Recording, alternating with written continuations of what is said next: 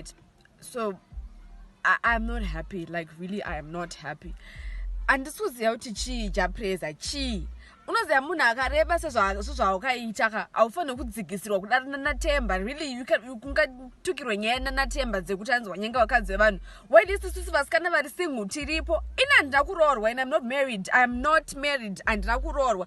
Like, for real, we look up to you isusu sevasikana. Kana iri nyaya yechiwanda I could have done it. Ndokwanisa kuzviita. Handingambotadza kuita chiwanda zvekudana nemurume munhu handingambozvitadza. Wondera kunotenda nezvenamama, and then now on social media you're all over the place uchitaura but Jah Praiser usadaro kuona. Usadaro. Like, for real, what's that?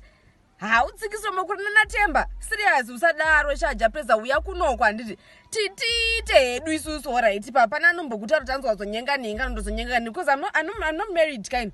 I'm not married. Like, for real. Like a Hellcat.